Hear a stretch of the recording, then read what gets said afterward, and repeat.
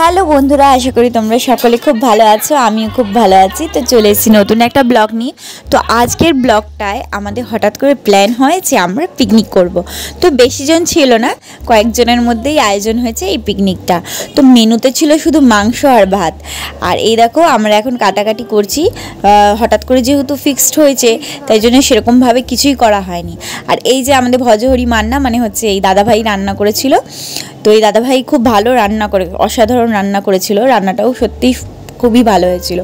আর চিকেনটা আমরা একটু হাতে হাতে কাটাকুটি করে দিয়েছিলাম, বাকি ম্যারিনেট করা, রান্না করা সবই ওই দাদাভাই করেছিল। এই ছোট ছোট আনন্দগুলো কি ভালো লাগে, তাই না বলো বন্ধুরা?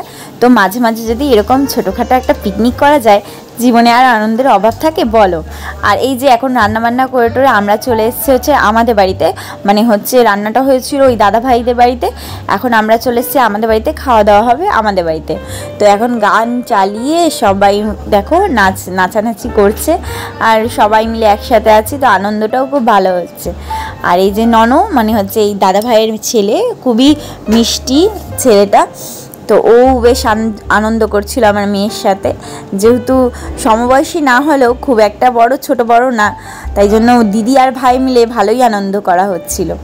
যা একদম ভুল হয়ে গেল, তোমাদের সাথে শেয়ারই করা হলো না যে আমাদের জলখাবারে কী ছিল। তো সন্ধ্যার জলখাবারে আজকে ছিল কফি আর চিকেন পকোড়া, যা সন্ধ্যার আড্ডাটাকে জমিয়ে দিয়েছিল। এরপরে আমাদের খাওয়া দাওয়া কখন হবে জানি না।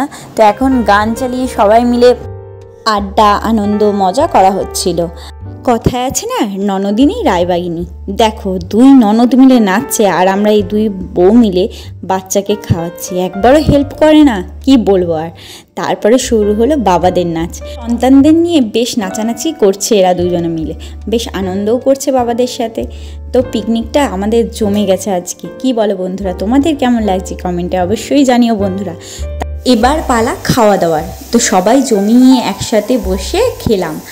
সকলে মিলে যখন একসাথে খেতে খেতে আড্ডা দিচ্ছিলাম, তখন মনে হচ্ছিল এই বন্ধুত্ব সম্পর্ক থেকে ওপরে কোনো কিছু হয় না। কি বলো বন্ধুরা? মা বাবা, ভাই বোন, আত্মীয় স্বজন, এগুলো তো সব রক্তের, কিন্তু বন্ধুত্ব, সেই সম্পর্কটা তো রক্তের নয়। হয়তো তার থেকেও বেশি হয়ে যায় কোনো সময়, আবার তার থেকেও কম। খাওয়া দাওয়া তো কমপ্লিট, এবার পরিষ্কার করার পালা। তো যেহেতু একসাথে এখানে বসে খাওয়া দাওয়া হয়েছে, তো এটা তো একটু থাকবেই বলো বন্ধুরা। তো চলো বন্ধুরা একটু পরিষ্কার করে নেওয়া যাক।